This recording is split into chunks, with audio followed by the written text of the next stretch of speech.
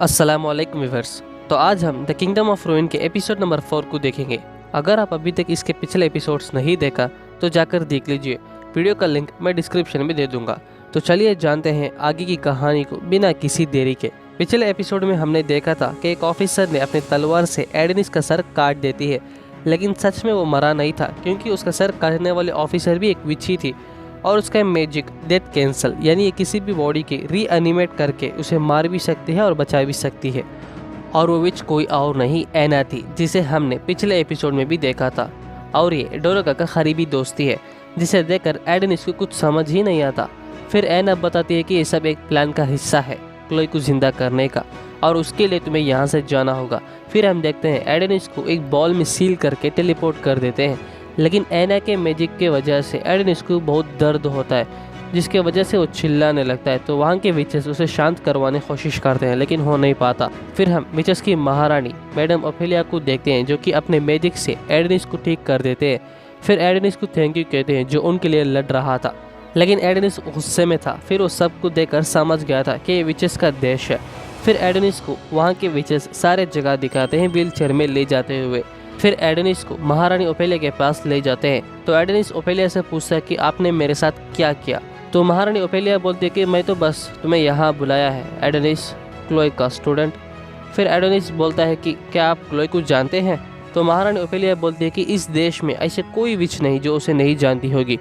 Chloe जो कि सबसे ताकतवर, होशियार और सबसे प्यार करने वाली, लेकिन उसे इस विचेस के देश से बाहर निकाल दिया था। तो एडेनिस बोलता है कि आपका मतलब है आप ही उसे बाहर निकाल दिया था, क्योंकि एक इंसान के बच्चे को मैजिक सिखाने के लिए। फिर एडेनिस फंक को वापस देने के लिए कहता है। तो महारानी ओफेलिया भी उस फंक को वापस ला लेते हैं, जिसे देखकर एडेनिस तेजी से बढ़कर वो फंक ले लेता है। फिर महारानी ओफेलिया बताती है कि ये मैजिक से भरी फोनिक्स फंक है और ये क्लोई ने तुम्हारे लिए बनाई है, जिसे पाकर एडेनिस को थोड़ा हल्का फील होने लगता है। फिर एडेनिस महारानी ओफेलिया से पूछता है कि क्या आप सच में क्लोई को वापस ला सकते हो।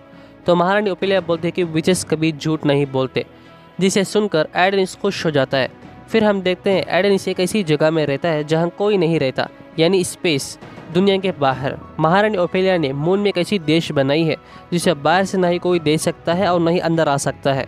फिर महारानी ओफेलिया एडेनिस को मितो नाम की एक जहाड़ दिखाती है, जो कि विचेस को पैदा करती है, और वो बोलती है कि हमें ज़िंदगी इसी जहाड़ से मिलती है और ये आखिरी प्लैनेट का आखिरी जिंदा जहाड़ है। बाकी सारी जहाड़ को इंसानों ने विचेस के साथ ही जला दिया और अब हमारे पास एक ही जहाड़ बची है जो विचेस को रीजनरेट कर सकती है। तो ये सुनकर एडेनिस को क्लोई का याद आने लगता है।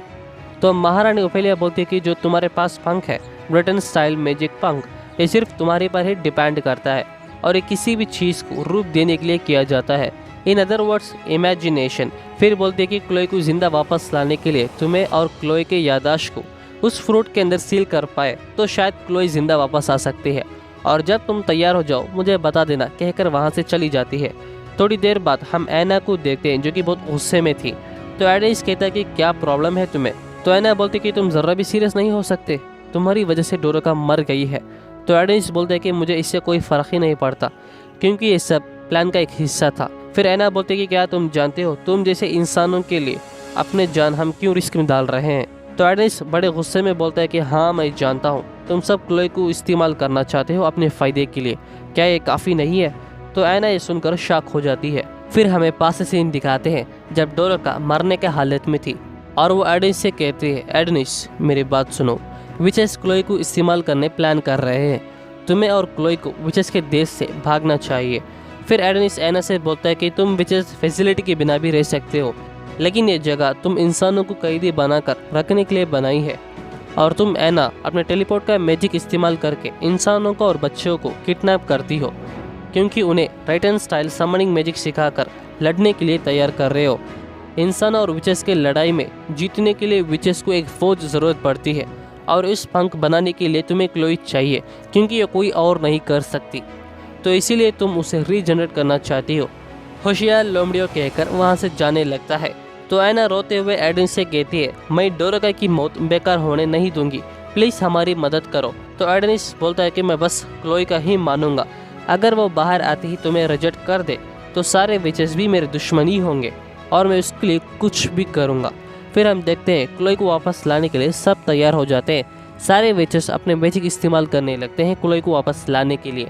तो एडेनिस अपने रॉयटन स्टाइल समनिंग मैजिक से अपनी पुरानी याददाश्त को बाहर निकालता है। फिर एडेनिस उन सारे याददाश्त को एक पेड़ में सील करने लगता है। तो हम देखते हैं वो सब अपने काम अच्छे से कर चुके थे। तो उस पेड़ से एक लड़की बाहर आने लगती है, लेकिन वो क्लोई नहीं, डोरोका थी।